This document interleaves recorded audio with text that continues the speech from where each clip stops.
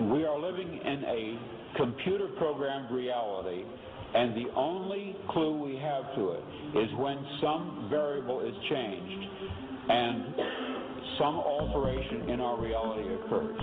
We would have the overwhelming impression that we were reliving the present, déjà vu, perhaps in precisely the same way, hearing the same words, saying the same words. I submit that these impressions are valid and significant, and I will even say this: such an impression is a clue that at some past time point a variable was changed, reprogrammed as it were, and that because of this an alternative world branched off.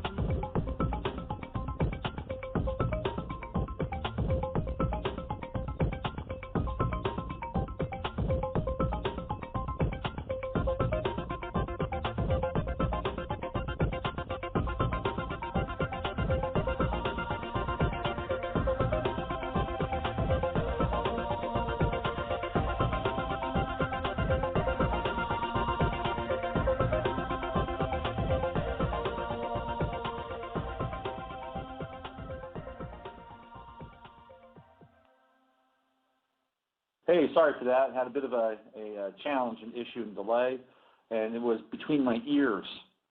I needed to turn the mic on. This is Robert Phoenix, and welcome to the Monday Mashup. How is everybody today? We just got through a Taurus full moon, and no matter where it is in your chart, the full moon in Taurus is exalted, right? It's a great place for a full moon, and, well, you can learn from the energy of that moon in a very unique way, or any moon in a unique way, depending on where it is, again, in the chart. And as Lady Luck would have it, O Fortuna would have it, I had a Moon-Neptune opposition this weekend. And I'll talk about that. It was very interesting as to how it all went down, and not just how it all went down, but sort of how it got played out in the dream matrix, in the dream matrix theater of my life. And I think it's kind of where we are right now. Not that my life is indicative of everybody else's life. I don't think it is. But I think, you know, as far as the shared commonality in whatever this strange place and time we're living in right now is, we're having the opportunity to see things just get played out like a movie theater and like cinema. And I'll tell you where it gets played out. It gets played out in the realm of emotion. Because where emotion is, that is where things get animated. Emotion is the animating principle of life. A thought does not animate anything. A thought is just an idea. An emotion animates the thought. So where we have emotion is where we have the animation of our own experience in the here and now of being in this grand matrix theater. And we're going to talk about that on a number of different levels over the course of the next 50 minutes or so. By the way, my name is Robert Phoenix, in case you don't know, and I do this every Monday. We do astrology on Wednesday and interviews on Friday. If you did not listen to last Friday's show, I highly recommend you have a listen. 4 terrific guests. Unfortunately, Ken got cut off at the end. Ken Goffman, a.k.a. Are You Serious? Just as he was about to finish his fantastic Tale of High Strange and LSD in Mill Valley, California. Naked men in burrito shops and all that stuff. And then calling Terrence McKenna on the phone and telling McKenna what had just happened, and McKenna dropping into paroxysms of laughter, howling laughter. Ken was there, and Joyce Mason, astrologer, now novelist, she was on the show, and Laura Tiesler, talking about his art, he was on the show, and of course Julia Free, musician, Julia Free. anyway, there you go. That was Friday's show. Check it out. Let's do it Wednesday. We'll have some more astrology, and Friday, hopefully, cross your fingers, some very interesting guests. So let's talk about the weekend and what happened on the weekend. I'm just going to go for my own personal share, and then I'll get into some new stuff maybe in the second 30 minutes of the show. So one of the things that and some of you who have listened to the show and follow Facebook, is I decided to coach a baseball team, my son's baseball team, for a variety of reasons. One was because I didn't think my son was getting the right coaching experience. And, I had to ask myself, am I a control freak dad? Am I a helicopter dad? Am I trying to get my son to live out my dreams in baseball or whatever, right? I had to ask myself all those questions. And I tended to answer those questions generally no. Would I like my son to do well? Yes, of course I would. But like any parent, I just wanted him to get a fair shake, and I didn't necessarily see that happening in the two situations that he'd been in for different reasons. I'm not going to get into them. So I decided to coach a baseball team, and I was at a point where it's like, what the hell have I gotten myself into? I mean, I had never done this before, and not at this level. I had done some recreation activities with kids after school. I'd worked with autistic kids, and hey, if you can work with autistic kids, maybe just maybe you can work with, like, quote-unquote regular kids, right? So I thought, and I played baseball. I played a lot of baseball growing up. It was my favorite sport, and I could play it pretty well, so I thought, I'll give this a chance. So I got my team, I drafted my kids, and it turned out to be an incredibly positive experience. The kids just kept getting better and better. They were improving. I kept getting, a little more involved and more committed to the whole process. I built relationships with parents. I had a great group of parents helping me out. And we went through a disaster. We had a flood, decimated our fields. We had to go play our games in other cities to finish the season. I mean, it was unlike anything, I had ever thought about or signed up for, right? I didn't realize that, we'd have this kind of post-antediluvian conclusion to our baseball season. And yet, it's one of those things where you see people pull together. It's a cliche, but people pull together. There's this really common thing, which is youth, which is innocence, which is baseball. It's a thread that runs through a lot of lives. People have played it. People have played at the field. I wouldn't say it's a religion, but there's certainly a lot of life lessons that get taught through baseball, teamwork, effort, and then there's a whole hyper context of life lessons, which I'm going to talk about. So we wound up actually being not a bad team, and so the last hurrah, the big test. It was a test. We played a tournament this weekend, and we played it in a place called Cedar Park. And Cedar Park is about 30 miles north of Austin. I didn't know anything about Cedar Park until I did a search for the baseball fields and some other information. Cedar Park is one of the fastest growing cities in North America. It's got a population of 50,000, which I believe is close to the population of Boise, Idaho, if I'm not mistaken. And it has become kind of a large feeder suburb for Austin. And we played our games at the baseball facility there. So it's Saturday morning is our first game, and the conditions for the day were just dark. It was a dark and almost mythical kind of atmosphere in the air, like storms. Storms were brewing. And in Austin, we have these strange kinds of weather confluences that happen. We could have a cold front coming down from Canada, and it could be greeted by a tropical front coming up from the Gulf of Mexico, and the two of them can collide together at times. And that's what happened on Saturday morning. It was both cold and warm simultaneously. It was incredibly strange. It was like these two competing fronts. And we got to the game, and we played our first game. And the kids had they had a lot of nerves, right? They were nervous. And we were better than the team we played, and yet we lost. Well, how does that happen? Well, kids, walk batters, the batters steal, the batters score, and we hit the ball better, we field the ball better, but we did not keep their runners from scoring. We lost.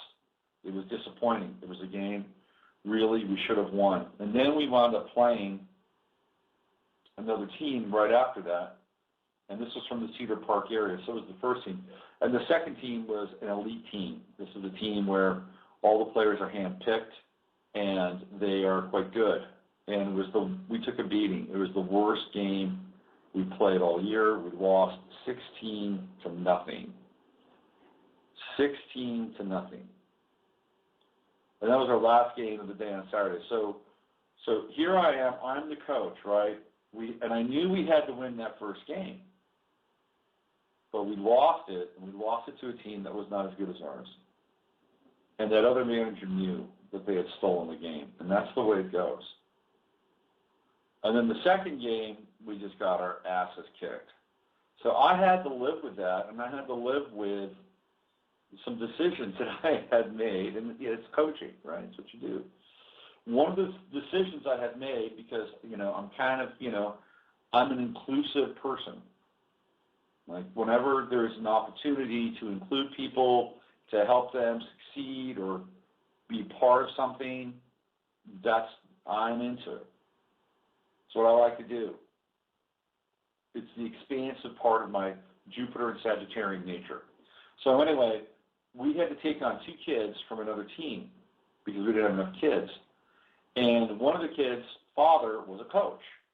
And I thought, hey, it'd be cool maybe if he wanted to coach with us. His kid's on the team. He can coach. I could use some experience. I personally did not have a coach, a full-time coach. My full-time coach left. He left me in the middle of the season. We broke up. And so I had dads helping out. So I took him on, and he's this rather large man, a very, very big man, an imposing man with a bald head. And his son was playing, and his son pitched, and his son made a mistake. This is in the first game. And he took his son aside, and he ripped his son, not just one, but 3 new assholes. And his son was just absolutely mortified and in tears. And he sat on my bench with my kids and was just completely traumatized. Now, if you've had any kind of traumatic experience in your life, especially when it deals with a father and performance, anything that happens along those lines, you will get triggered. Promise me, I did. I didn't like it. Number one, it cuts against the grain of my philosophy when it comes to coaching. I can be hard on the kids. I can be tough on them, but I will not do anything to berate them or make them cry. I don't believe in it. I think it's abusive. And he was being a bully in that moment. I didn't say anything. I tried to reassure his son, and yet it ate at me. It ate at me the whole day. Now, I knew that my moon, or the moon, was opposing my Neptune in Scorpio. So I knew that I was trying to deal with this subjectivity that the Moon-Neptune opposition was bringing up for me. I had to figure out what to do with this guy. I realized I didn't want him coaching. I didn't want him on my bench. I didn't want him to do what he did to his kid again, even though it's his kid. So I decided to tell him that I was going to let one of my other parents coach, which is fine. I don't have a problem with that. He didn't have a problem with it either. But what I did was I told one of my parents that he was not going to coach, and he was not going to coach because I didn't dig what he did to his kid on the team. And I told him that. This is a parent who has been keeping score for me, who's been at practices and helping. This is somebody who I believe I had kind of a sense of loyalty with. What did he do? He went and told this coach. Now, before any of this happened, earlier in the day, I was playing out all the different scenarios in my mind as to what would take place or what could take place. And one of the scenarios I had played out in my mind was this guy, this coach, taking his kid and leaving. And quite frankly, I needed his kid for the team. I didn't have any buffer. I had one player on the bench. And I saw it in my mind's eye that he would say, okay, I'm taking my son. So what happened was my coach on my team tells him what I said.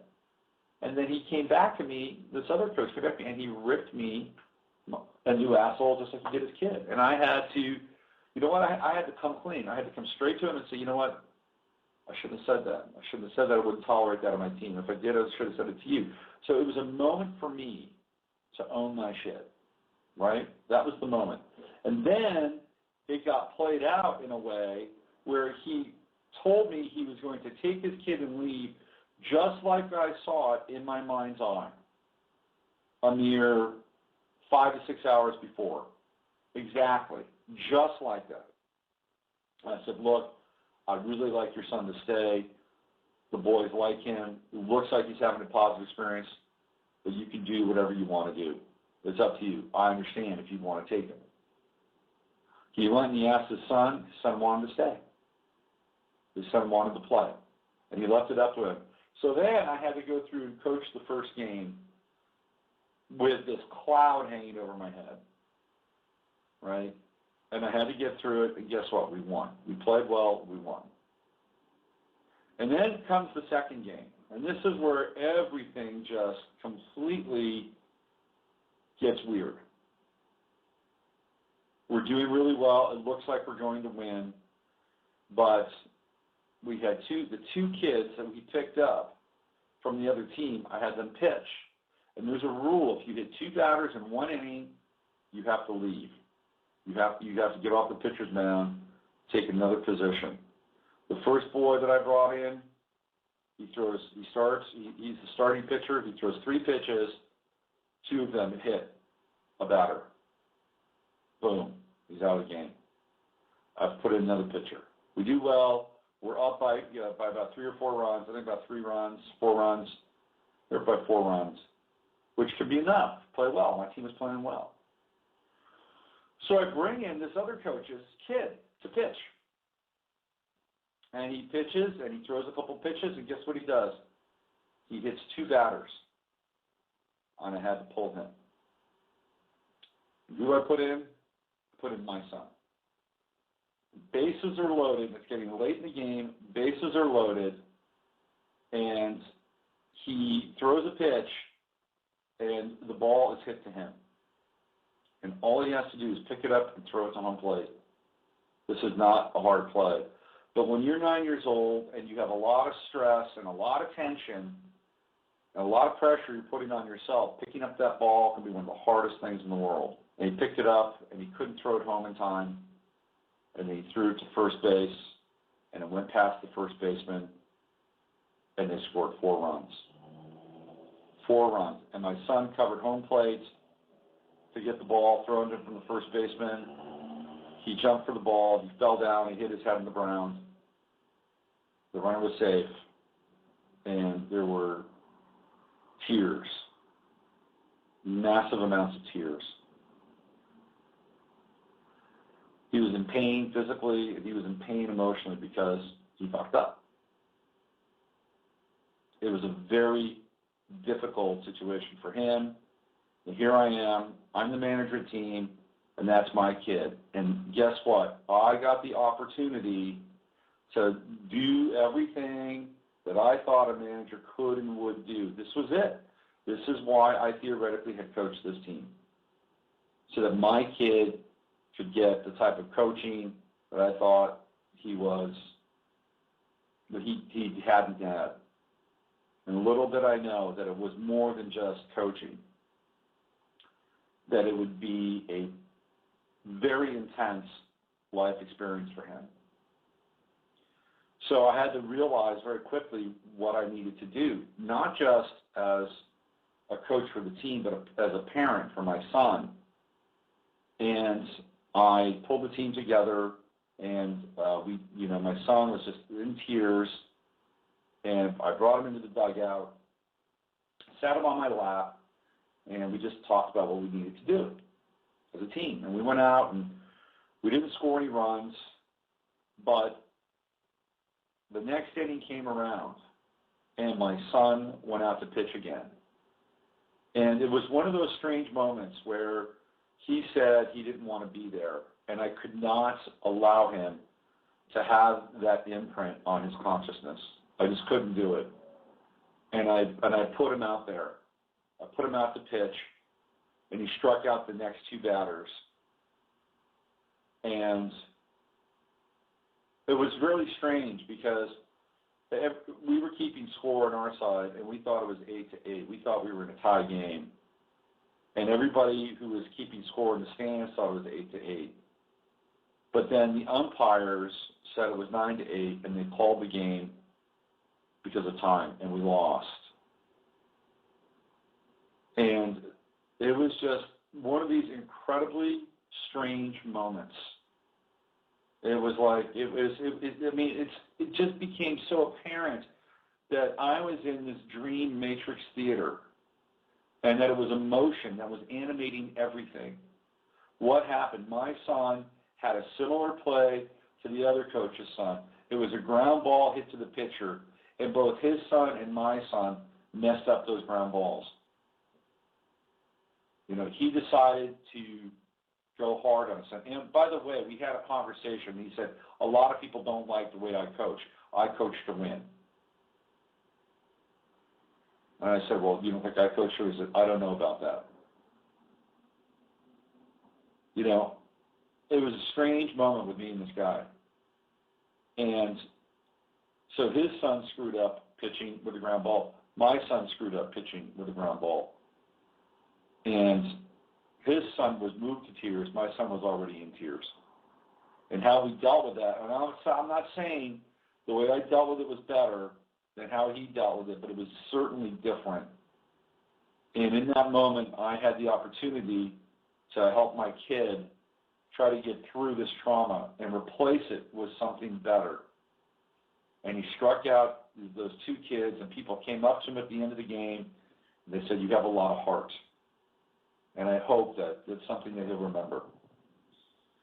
And I was totally spent. I got to tell you, I was totally and utterly spent. And the weird thing was that the score changed, right? It was almost like the umpires became these kind of monoliths of the matrix, these minions of the matrix, and changed the score, even though everybody on our side said it was 8-8. And at that point, I didn't want to force it. It was as if the universe had said, "This is done. This is done. This experience happened the way it was supposed to happen. The movie for this time is over." And this is what it all led to. Very strange, I have to say, but also very powerful, extremely powerful. And what was really interesting for me was that after the game on Saturday, I came home and I was pretty wiped out, but I started to watch some things to take my mind off of the two games that we just completely tanked. And, of course, I'm led to light entertainment, so I began to watch some YouTube videos on trauma and programming. And one of them was a radio show. This woman, I think her last name is de Blasio. I forget her first name. She's actually quite good. And she had a couple on who claim to be these experts in sort of post-traumatic, triggering and programming and how it's being done through the media and using sigils, how the media uses sigils in their art, in their computer graphics. And they're right, by the way.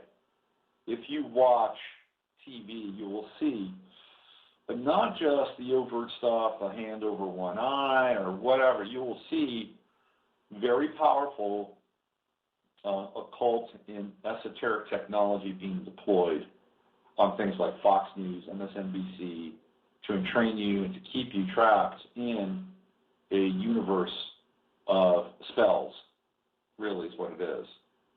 They were talking about this. I forget their names, but they were talking about this, and one of the things that struck me was how sure they were that they were the only people in America doing this at this time, which is complete heresy in a lot of ways. I mean, they're just basically scraping off the top of Freeman and Jamie's work, and Freeman has been doing this for years. So these people have the audacity to say that because they've purified their channels and vessels, that they're the ones that have been appointed by God to talk about this type of triggering and programming, which I totally disagree with, by the way. And then after that, I stayed up and I watched another video. This was an interview with Neil Saunders. And Neil Saunders is he's a young guy. He's totally gotten into the whole programming aspect. And again, it's information that a lot of people have covered. It's just how he's put it together. And he's glib and he's smart. I think he's really good at what he does. I think Neil might be either from the north of England or he might be from somewhere in the south of Scotland. He's got one of those accents that is quite thick, and you have to really pay attention to how he speaks. But it was interesting that I was led to this programming at that time because I was trying to understand at a deeper level the nature of trauma. I was trying to get to this event during the day that I had experienced because there are levels of trauma. There's the personal trauma and historical trauma within each of our lives, and then there's the collective trauma, which is put out there time and time again to trigger our personal trauma. That's why we have these events. That's why they are orchestrated. That's why they are initiated. For many other reasons. It's not just to keep us in a state of fear and to insert new programming, although that is a big part of it. There's a lot of other things that take place as well. Let's use the typhoon in the Philippines, this massive typhoon. Many people believe that it was triggered. There's that term again. Triggered by a weather technology, HAARP perhaps, and I have a problem with that, by the way. And they ask themselves, or they ask the question, well, why? Why did they do this? What was the reason? Was it because they wanted to, whoever has the technology, we're assuming now that this is the United States, although I have been told that HAARP was put up for sale. This is what I've been told. But perhaps it was the United States, and if it was the United States, well, then why did they do it? Was it to show China that they could do this? Well, I'm sure China knows it can be done. Well, did the Chinese get the technology to show the United States it could be done? Well, the bottom line is that a large portion of the Philippines have been destroyed. People are homeless. People are trying to scrap for food and shelter, basic fundamental stuff. What happens in a situation like that? Well, the Red Cross goes in. And the Red Cross gets the call for donations. Millions and millions of dollars of donations pour into the Red Cross. Now, Patricia Corey, who's been on my show, some of you know her as an author and a channel. Patricia told me on the program, the one broadcast I have of her, she told me that when she worked for the government of Thailand's, what's the department she worked for? visitation, recreation, tourism, thank you. Tourism. She worked for the Department of Tourism in Thailand. She was there during the tsunami that hit Thailand. She was there. She was part of the Thai government. And what happened was is that, again, millions and millions and millions of dollars went to the Red Cross in Thailand, and she told me that the Thais never saw the money. Okay? Never saw the money. Now, there's another story. It's actually a more well-known story. And this goes, and you can actually find this online, that in 1989, during the San Francisco earthquake, which was pretty significant, the Red Cross set up shop in the San Francisco Bay Area and took a ton of money for the victims of the Loma Prieta earthquake, the famous earthquake that stopped the 1989 World Series. They took a ton of money. Well, the mayor of San Francisco, Willie Brown, who is the consummate deal maker and king rat, Willie Brown did not get any of that money from the Red Cross. He didn't get any of it. He didn't get it for the city, he didn't get it for the county, and he didn't get it for Willie. So what did he do? Willie started to talk about it in the press, that they got all this money in San Francisco County, and the areas around San Francisco didn't get one copper penny. And it was a big deal. He made such a big deal out of it that the Red Cross publicly had to go on the record and say that they had donated X amount of dollars to the city and county of San Francisco. And it was a big deal. It was a very big deal. And the director of the Red Cross lost their job and was replaced by Elizabeth Dole, Bob Dole's wife. That's how she got the job, because it was shown that there was corruption in the Red Cross. Now we have this massive typhoon, the super typhoon, the second one, by the way, that hit that region. There was another one that hit India a few weeks before that. And where's the Red Cross? Stomping for money. Okay, so this is just one example of what happens during an event like this. It's a money suck. So be careful about where, if you want to, Americans have big hearts and they enjoy donating and volunteering. It's the cancer, and the cancer sun in our charts, or for the collective, for the United States, we the people. But be careful. There is a group, I think it's called Charity Watch, or you can actually go online and it will tell you which charities actually use the money and what they use it for. So if you feel like donating, find somebody or some group that is going to put your hard-earned dollars to work. Now, here's what's really going to happen in the Philippines, okay? What's going to happen is that Halliburton, Rand, who else? Bechtel, those are the three biggies, right? They'll go into the Philippines to rebuild everything. They'll go into the Philippines and they'll build everything back up. Now, where are the Philippines going to get their money for all of this? Anybody know? Well, they'll probably get a loan from the IMF or maybe the United States. Now, if they get a loan from the IMF, then they are beholden to the IMF, right? Now they owe the IMF all this money because they're going to pay Bechtel and Rand and Halliburton to come in and rebuild their country. That is a cash cow for Halliburton, Bechtel, and Rand. Cash cow. Whoever else. Could be many more. I'm just using top three, right? You got General Electric, Westinghouse, Caterpillar, John Deere, whoever. You know, and some of those are subcontracted out by Halliburton or Rand or Bechtel. So now the Philippines is deeper in debt to the IMF than ever before. Let's just say maybe it's not the IMF. Let's say it's the United States, and they get the money from the United States. Goes against the debt, right?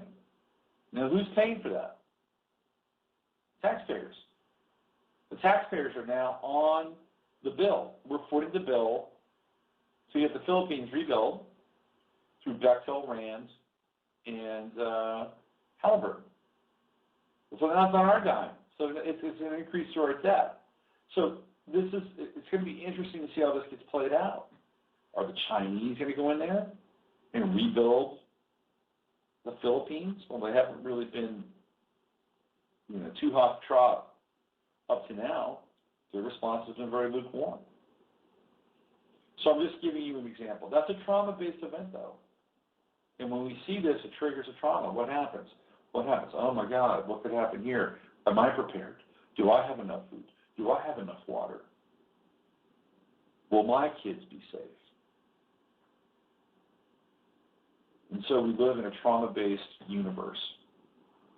And the trauma is triggered over and over and over again to keep us in fear, to keep us in doubt, to keep us in confusion, to keep us in chaos, to keep us in despair.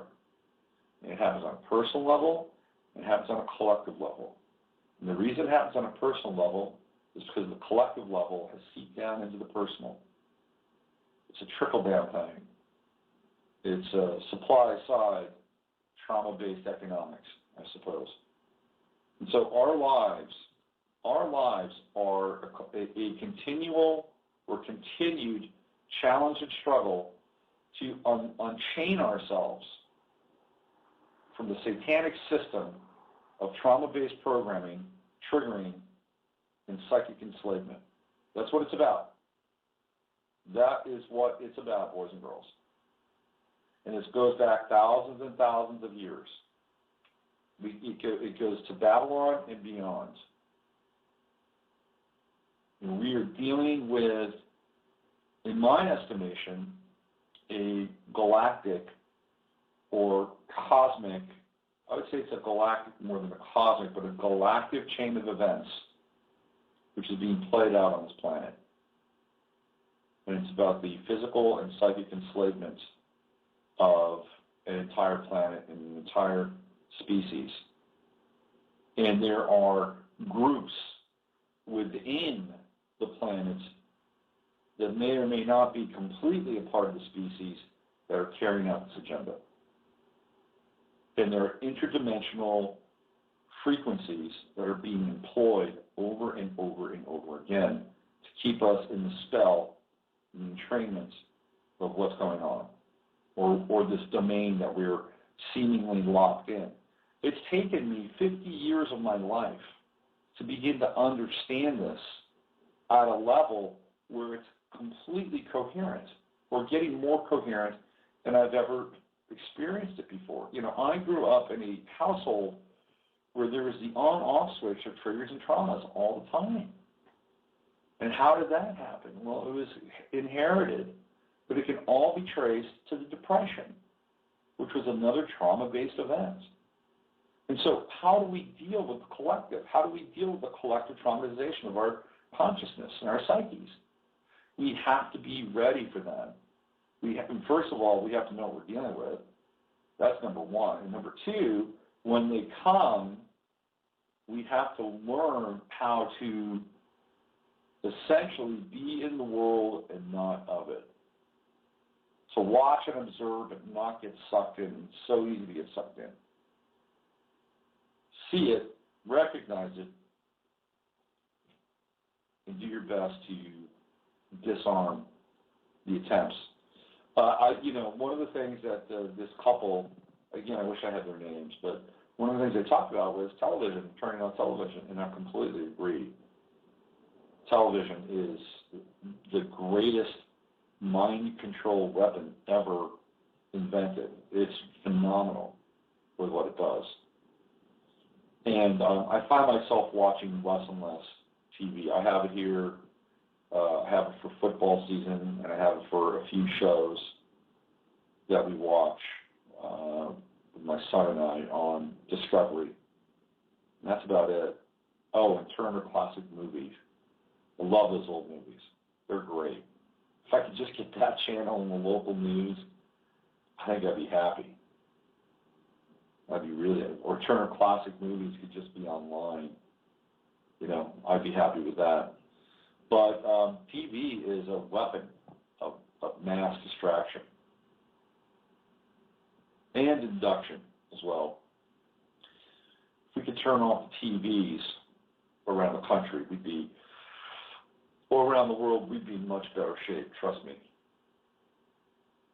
All right, let me do this. Let me play a little bit of music, and I'll read one or two news things, and then we'll get out of here, and we'll rally again on Wednesday and get into some astrology on Wednesday.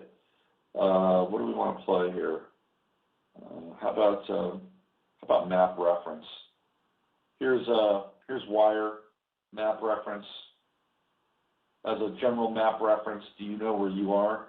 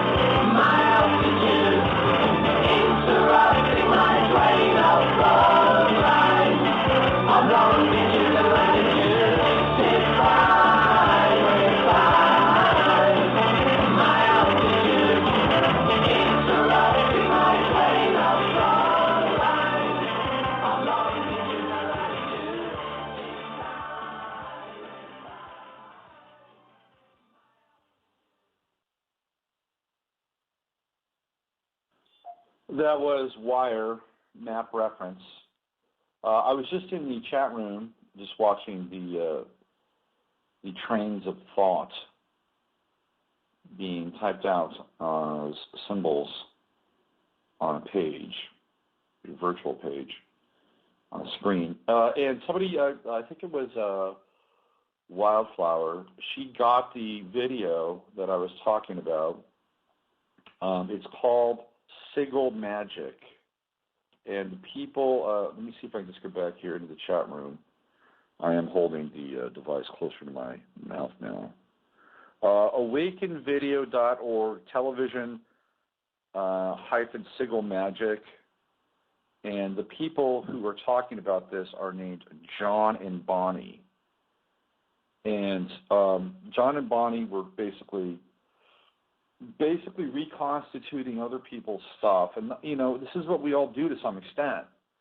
I mean, unless you're talking to a whistleblower firsthand, it's not going to be really new or inventive.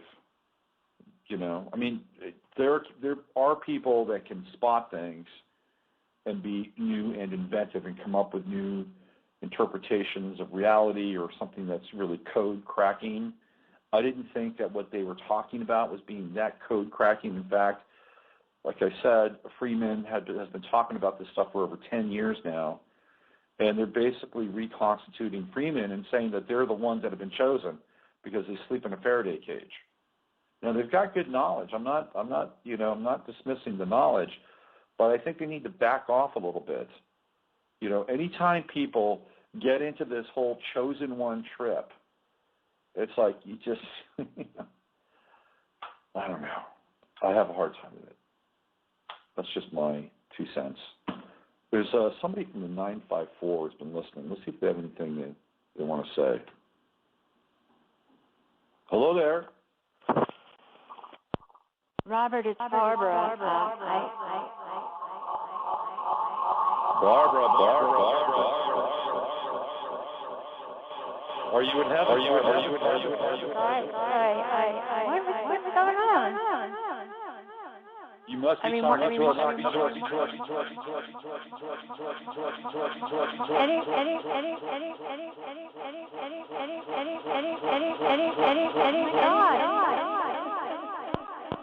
Barbara, stay on Earth.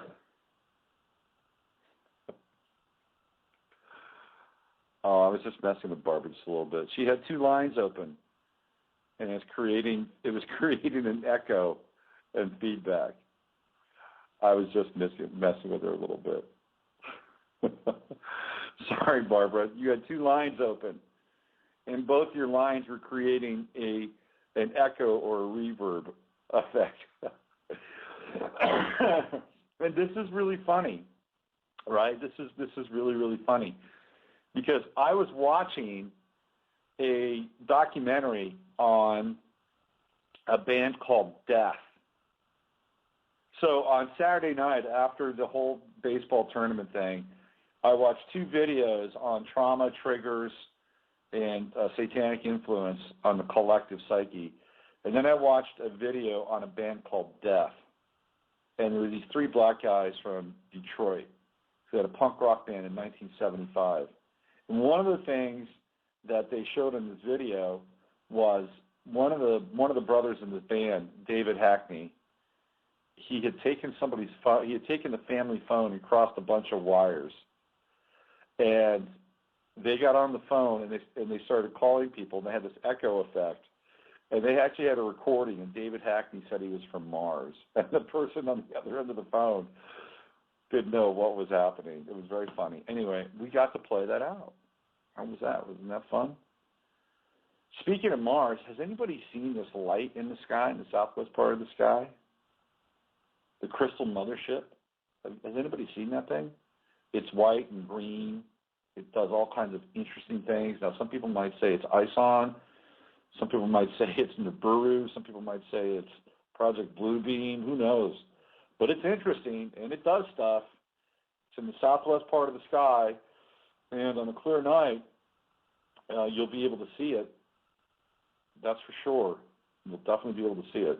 and it will do things. It will do things to your mind's eye. Trust me.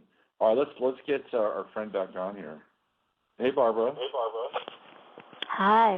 What happened? No, I'm just listening to the show. I'm having all sorts of connection problems. It'd be a lot cooler if you said that you were having some kind of multidimensional experience. Well, it could be that because I did say in the chat I had a psychic attack yesterday, and it was pretty heavy, and I got really sick, and I had to do a lot of clearing and cleansing, and maybe there's still stuff lingering around me. I don't know. I just don't know. I live around a lot of grids and towers, and I don't think I can buy enough orgonite. That's all I can say. Well, I think that was just a simple case of having two lines open at the same time. So I don't think it was. Fun. It just blew my mind because my nerves are a little shot today. So I was like, "Whoa, what the hell is that?" Yeah, thought it was pretty. So funny. anyway, that's cool. But I'm listening and I'm enjoying the show. So whatever. So I'll talk to you again. Okay. Okay, well, I'll put you back in hold because we're about to end the show. Thank you. All right? Okay, All bye. Right. Okay. Oh, I'm glad that Barbara is back from her multidimensional bleed through. She's rephased back into carbonic form. She may have just thought that it was just a psychic attack, but she was halfway to Tau Ceti, I can tell you that right now. Okay, so why don't we kind of wind down here? I think that's really about it.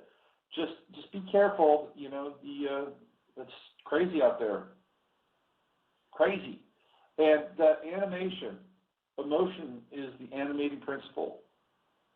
And I tell you right now, man, if you want to get through some stuff, just become involved in something that you love or have some kind of emotional connection to. Because what will happen is, as a result, it will animate all your experiences. That is the life theater. That is the octagon of psychic and spiritual awareness and transformation.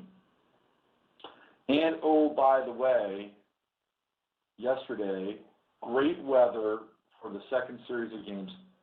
Not a cloud in the sky until about halfway through the day, when a big fat chemtrail went streaking across the sky, and I watched it.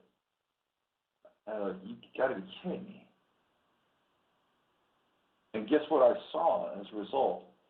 These extremely large strands of fiber falling from the sky. I've seen it before.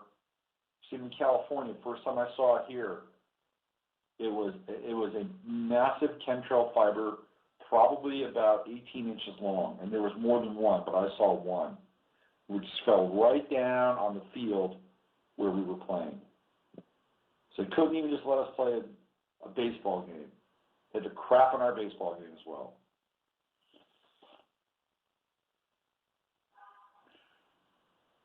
Anyway.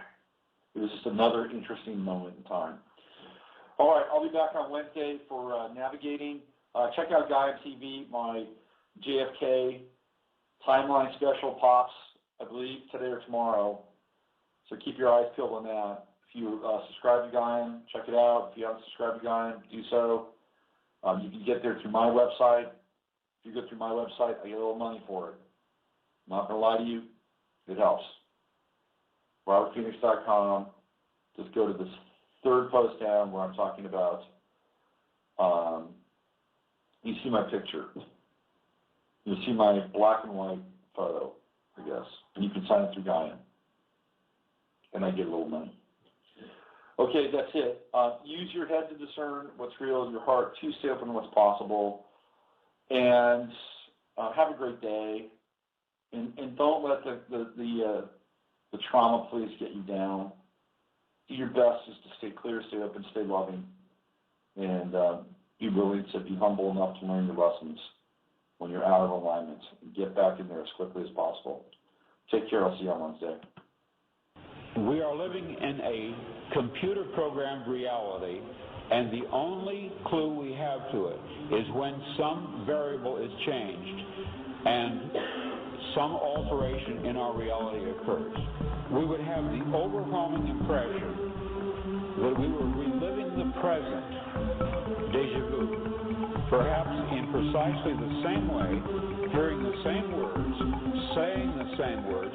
I submit that these impressions are valid and significant, and I will even say this: such an impression is a clue that at some past time point a variable was changed, reprogrammed as it were, and that because of this an alternative world branched off.